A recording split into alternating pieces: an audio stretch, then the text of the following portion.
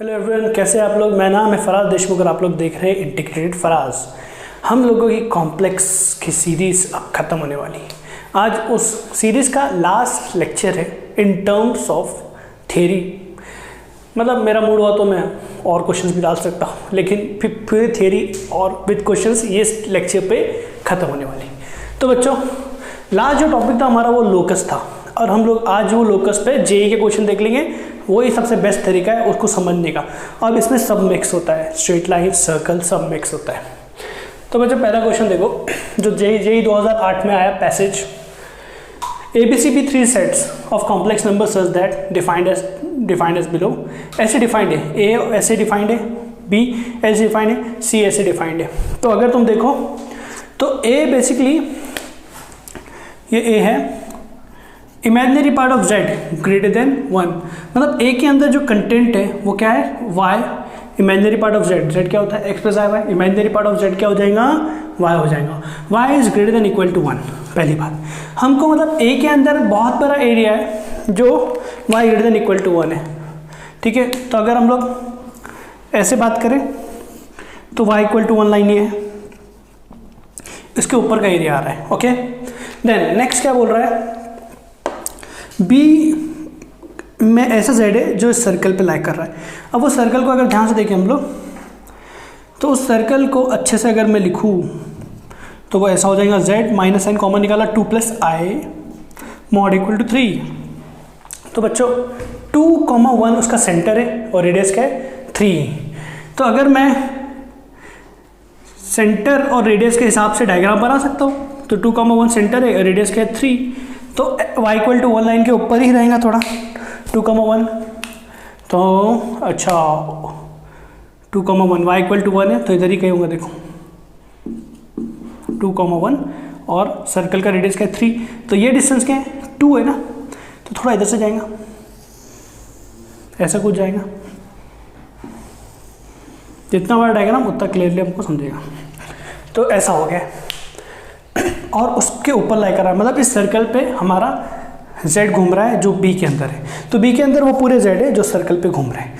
Then इसकी बात करते हैं, तो हमको देख के समझ में नहीं आ रहा तो हम इसको सॉल्व करके देखेंगे है क्या ये, C कौन से एलिमेंट्स कंटेंट करता है। तो अगर तुम देखो तो 1 माइनस है और z हमारा फेमस क्या होता है, x प्लस आई वाई।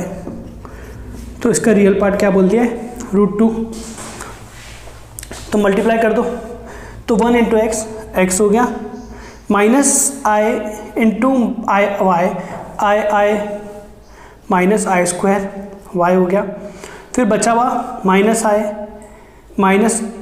एक्स हो गया, माइनस आई एक्स हो गया, आई वाई इंटू 1 आई वाई हो गया। तो बच्चों ये इसका हमको क्या चाहिए, हाँ रियल पार्ट चाहिए जो कि √2 से इक्वेटेड है। तो इमेजिनरी पार्ट है, आई का टर्म है, तो रियल पार्ट कितना हो गया, क्योंकि ये आई स्क्वायर है तो दिस विल बी -1। तो ये क्या हो गया, x plus y equal to √2। तो हमको समझ में आ गया ये जो है ये लाइन की इक्वेशन है, और उस लाइन की इक्वेशन क्या है, x plus y equal to √2। तो ये लाइन कुछ ऐसी जा रही है। तो रफ अगर डायग्राम में बना दूँ तो क्योंकि ये कुछ √2,0 और इससे पास होंगी, तो √2,0 का इधर होगा, ये 2 है तो √2,0 मैं इधर ले देता हूँ थोड़ा पहले, और इधर गई होंगी। तो रफ डायग्राम बनाया था, अगर ऐसा कुछ बन रहा है, देखो ये लाइन की इक्वेशन है, √2,0 और 0,√2 से पास हो रही है, क्योंकि इसमें x पुट करो 0 तो y √2 मिल रहा है, y 0 पुट करो x √2, तो ऐसे पास हो रही है। तो हमने क्या किया, A के अंदर इसके ऊपर के एलिमेंट्स पूरे, B के अंदर सर्कल पे घूमने वाले एलिमेंट्स, C के अंदर इस लाइन पे जो एलिमेंट्स है वो है। तो ऐसे हमको 3 चीज़ें मिल गई, तीनों के हमने डायग्राम्स बना दिए। तो अब क्वेश्चन पे आते हैं। तो पहला क्वेश्चन है, number of elements in the set A intersection B intersection C। मतलब कितने एलिमेंट्स ऐसे हैं जो A में भी है, B में भी है, C में भी है। तो A जो है इसके ऊपर का एरिया है, B जो है इस सर्कल पे घूम रहा है, और TC जो है इस लाइन पे घूम रहा है। तो कॉमन जो रहेंगे वो इंटरसेक्शन पॉइंट रहेंगे, तो हमारा जो कॉमन रहेगा वो ये रहेगा, और ये 2 पॉइंट कॉमन रहेंगे किसमें, इस सर्कल पे बी में और सी में। अगर बी और सी का क्वेश्चन आता ना तो आंसर 2 होता, लेकिन इसने क्या बोला ए बी सी, तो बी और सी में 2 कॉमन है, लेकिन ए वाला जो था इसके ऊपर वाला एरिया तो उसमें एक ही कॉमन है, वो पी है, पी नाम दे दिया मैंने उसको। तो only element p is lying under the set A intersection B intersection C. तो कितने एलिमेंट्स, 1, तो फिर आंसर 1। नेक्स्ट, समझ गया। नेक्स्ट क्वेश्चन पे आओ, second part. Let z be any point in A intersection B intersection C है। Let z be any point in A intersection B intersection C, तो मतलब जेड बी एनी पॉइंट, मतलब ये point की बात कर रहा है, तो पॉइंट कौन सा, पी है।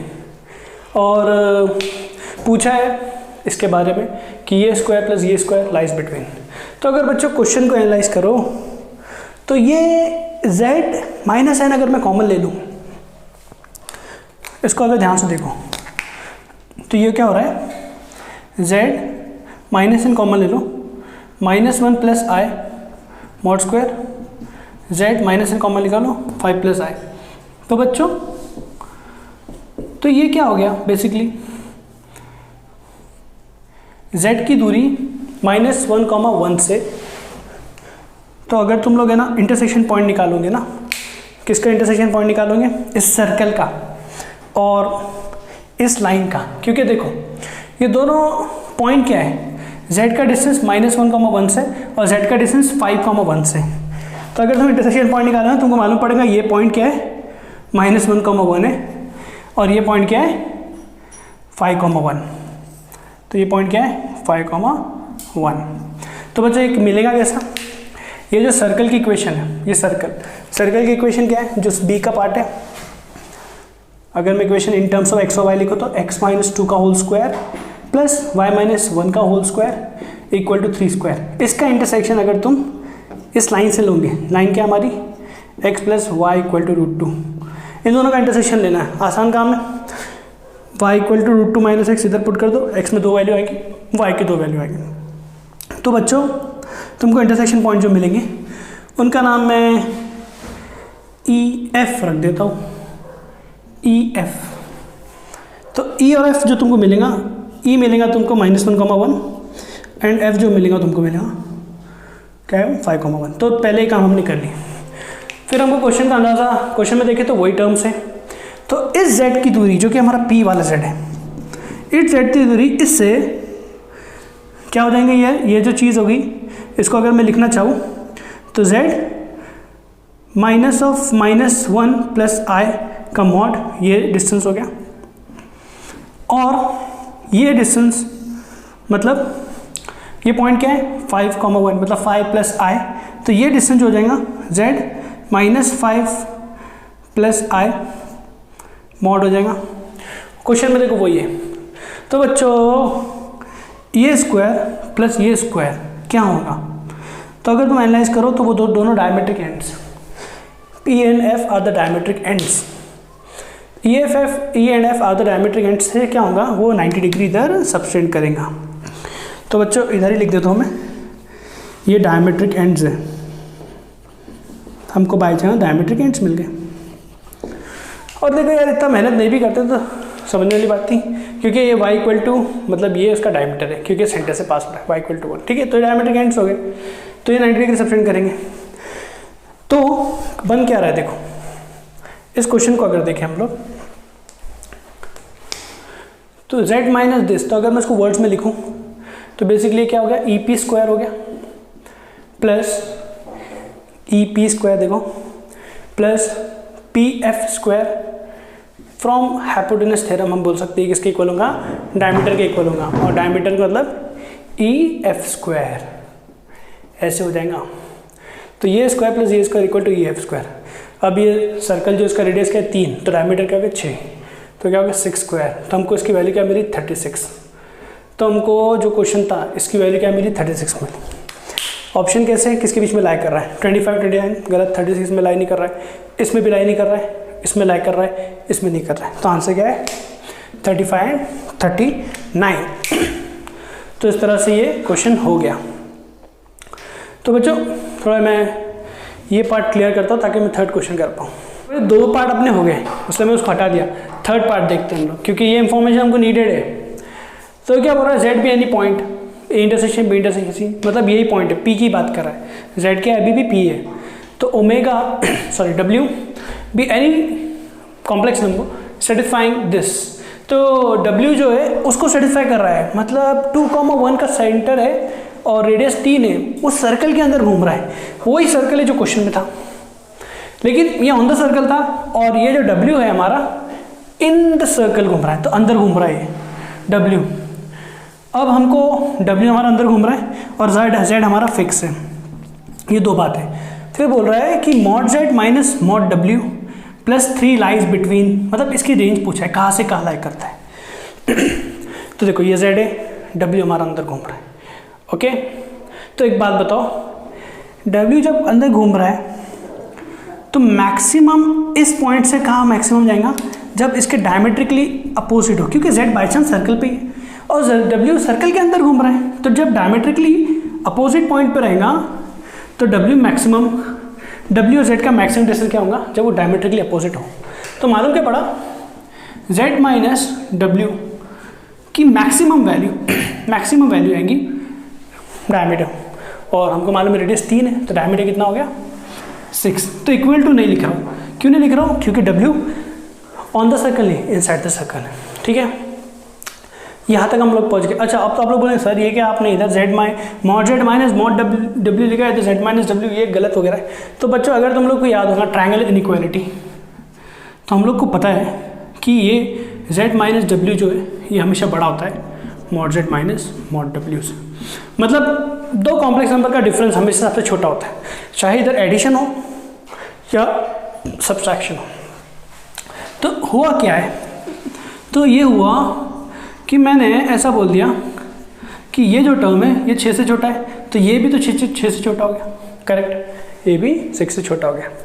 अब जो z है वो फिक्स पॉइंट है on the circle, z is fix point on the circle, तो वहाँ से मेरे को क्या मिल जाएगा, मॉड z मिल जाएगा। तो बच्चों z के कोऑर्डिनेट्स हमने निकाले नहीं थे, लेकिन अगर तुम लोग z के कोऑर्डिनेट्स निकालोगे तो कैसे आएंगे, ये पॉइंट का ये जो लाइन थी पुरानी वाली लाइन का इंटरसेक्शन विद दिस, तो उसके कोऑर्डिनेट्स आ जाएंगे तुमको। तो z के अगर कोऑर्डिनेट्स देखो तो बच्चों हमको पूछा इसके बारे में, तो इसकी मैक्सिमम वैल्यू ये आ गई, तो अब मॉड अपना काम दिखाएगा। अब तुम लोग को पता है कि mod x less than a क्या होता है, ये होता है x lies between minus a to a, तो ये क्या हो जाएगा, mod z minus mod w lies between -6 to 6। हाँ, क्वेश्चन यही था, सिर्फ +3 कमी है, तो मैं +3 हर्चा कर दूंगा, -6 + 3 +3 6 + 3, तो ये क्या हो गया -3, ये हमारा क्वेश्चन जिसका हमको रेंज निकाला था, और ये क्या हो गया 9।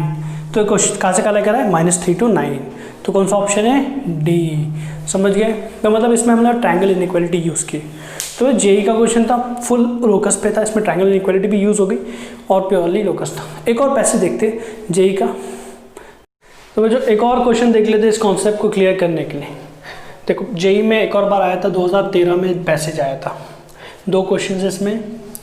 अब देखो एस के बारे में बोला है, S1 intersection S2 intersection S3 where S1 है क्या। तो S1 जो है उसके अंदर कंटेंट जो है वो complex number z belongs to complex number और मॉड z लेस देन 4 के अंदर लाई कर रहा है। तो अगर मैं इसका डायग्राम बनाऊं तो तुम लोग जानते हो मॉड z लेस देन 4 का मतलब क्या हुआ, ये सर्कल होता है जिसका सेंटर 0,0 रेडियस 4 है। अगर तुम इसको देखो तो ये x² + y² लेस देन 16 हो गया, मतलब 4² हो गया, या 16 one in the same thing. तो पहले का हम डायग्राम बना देते हैं, फिर नेक्स्ट S1 बना लेते पहले। तो S1 क्या है, देखो 0,0 सेंटर है और ऐसा सर्कल है कुछ। अब उसके अंदर लाई कर रहा है, मतलब अपना जस्ट कॉम्प्लेक्स नंबर जो S1 के अंदर है वो सर्कल के अंदर घूम रहा है। देन S2 कुछ इस तरह से imaginary part of this and that, तो उसको लिख लेते हैं S2 के। तो ये S1 हो गया हमारा, तो S2 इमेजिनरी पार्ट z की जगह मैं x + i y लिख देता हूँ, तो ये x - 1 + y i i y √3i upon 1 minus root 3i और ग्रेटर देन 0, ऐसा कुछ है। तो हमको पता है कि इमेजिनरी पार्ट निकालने के लिए मेरे को 1 प्लस रूट 3i से डिवाइड मल्टीप्लाई करना पड़ेगा। तो ये x माइनस 1 i कॉमन निकला, y प्लस रूट 3 को मैंने इस पूरे टर्म को 1 प्लस रूट 3i से डिवाइड किया और मल्टीप्लाई किया, मतलब डिनोमिनेटर के कॉन्जुगेट से डिवाइड और मल्टीप्लाई किया। तो बच्चों ये क्या हो जाएगा, 1 square plus 3, 1 square plus root 3 का स्क्वायर विच इज 3, तो 4 हो गया। और इमेजिनरी पार्ट चाहिए, तो इमेजिनरी पार्ट मतलब i का टर्म, तो मेरे को x माइनस 1 अगर मैं इससे मल्टीप्लाई कर दूँ तो i का टर्म मिलेगा, तो root 3 into x minus 1। Similarly इसको मैं अगर इससे मल्टीप्लाई कर दूँ plus y plus root 3 i, ये i के टर्म वाले जो थे मैंने निकाल लिया, क्योंकि i वाले टर्म ही हमको चाहिए थे जो इमेजिनरी पार्ट है, और ये क्या ग्रेटर देन 0 दिया है इमेजिनरी पार्ट ऑफ दिस। तो बच्चों इसको सिंप्लीफाई कर दो तो दिख रहा है minus root 3 plus root 3 cancel हो गया, 0 में चले गया, और यहाँ पर हो गया y प्लस रूट 3x। तो S2 के अंदर हो क्या गया, y plus root 3x greater than 0 हो गया। अब ये जो S2 की जो मिली इक्वेशन, ये लाइन की इक्वेशन है, तो और जो ओरिजिन से पास हो रही है और जिसका स्लोप नेगेटिव है माइनस रूट 3 है, तो ऐसी कुछ बनेगी। उसके ऊपर का एरिया मतलब ये एरिया हो गया, इस सर्कल के अंदर का एरिया और इसके ऊपर का एरिया मतलब ये एरिया हो गया, राइट, लाइन के ऊपर और सर्कल के अंदर। देन S3 की अगर बात करें हम, तो S3 में सिर्फ इतना लिखा है real part of z greater than 0, मतलब क्या हुआ, S3 में रियल पार्ट ऑफ z मतलब x होता है, x ग्रेटर देन 0 मतलब पॉजिटिव, ये एरिया हो गया, x real part of z x greater than 0, x positive कहाँ होता है, यहाँ पर होता है, सर यहाँ होता है। तो इसके वजह से क्या हो गया, ये एरिया भी चले गया, फाइनल एरिया जो हमको मिला वो ये मिला, x ग्रेटर देन 0 मतलब ये पार्ट इसके ऊपर और सर्कल के अंदर। तो ये एरिया की बात कर रहा है, S1 intersection S2 intersection S3, S के अंदर ये एरिया आता है। पहला क्वेश्चन क्या है, एरिया ऑफ S, इसका एरिया पूछा है। तो ये एक क्वार्टर सर्कल है प्लस दिस एरिया। तो अगर तुम लोग इसका स्लोप देखोगे तो m इक्वल टू क्या दिख रहा है तुम लोग को, माइनस रूट 3 दिख रहा है। तो यहाँ से मेरे को क्या मिल जाएगा, एंगल मिल जाएगा, tan theta equal to minus root 3 कर दो, तो माइनस तुम लोग को माइनस π/6 मिल जाएगा, रूट 3 माइनस π/3 मिल जाएगा। तो ये प्लस π/3 है तो मतलब नेगेटिव है, मतलब इस तरह से नेगेटिव है, एंटी क्लॉकवाइज नहीं होने की वजह से क्लॉकवाइज होने की वजह से नेगेटिव है। और ये कितना हो गया 90, तो ये क्वार्टर सर्कल हो गया। तो एरिया क्या हो गया, दिस क्वार्टर सर्कल का area which is 1/4 πr²। R कितना है सर्कल का, 4 है हमारा सर्कल का रेडियस, πr² मतलब पाई 4r², आर गया 4 लिख दिया, प्लस इसका एरिया।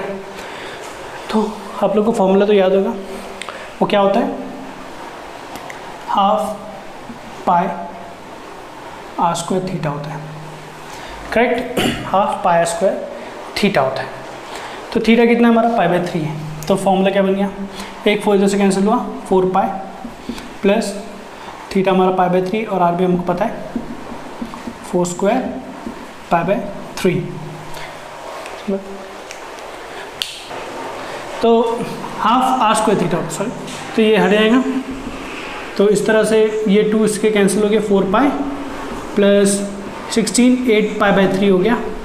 इस 3 को इधर भेज दो, 3 4 12, 12 प्लस 8 20 π/3। तो इसका आंसर बी है, करेक्ट आंसर इसका बी है। मैं कंफर्म कर रहा हूँ, कैलकुलेशन मिस्टेक ना हो। Okay, B answer right. ये अपना हो गया। सेकंड पार्ट पे आ जाओ। मिनिमम डिस्टेंस, मिनिमम मतलब z ऐसा हो कि मिनिमम डिस्टेंस इसका मिले, z ऐसा हो कि मिनिमम मिले। तो ये डिस्टेंस का फॉर्मूला है ना, अगर तुम इसको ध्यान से देखो तो ये 1 - 3i - z, मतलब ये डिस्टेंस है। अब तुम लोग को यार ये सब तो मैंने पहले पढ़ा चुका हूँ। डिस्टेंस बिटवीन क्या ही है, 1,3 एंड z और 1,3 के बीच का डिस्टेंस है। ठीक है, और z बिलोंग टू s है, मतलब ये एरिया में z है, और पॉइंट कहाँ पर है 1,3, तो पॉइंट यहाँ पर है। अगर तुम चेक करना चाहते हो लाइन के ऊपर है कि नीचे, तो लाइन की इक्वेशन में पुट कर दो, y प्लस √3x में 1,3 पुट कर दो, तो 1 प्लस माइनस 1,3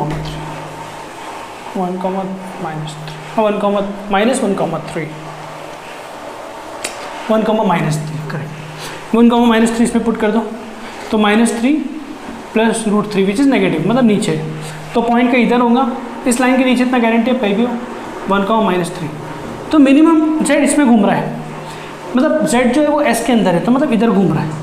अब इस पॉइंट का मिनिमम डिस्टेंस z का मिलेगा, जब यहाँ पर परपेंडिकुलर आ जाएगा तो यही मिनिमम होगा, तो ये जो डिस्टेंस है ना यही मिनिमम, तो perpendicular distance of this point from the line क्या रहे, वही जो रहेगा वही रहेगा मिनिमम डिस्टेंस।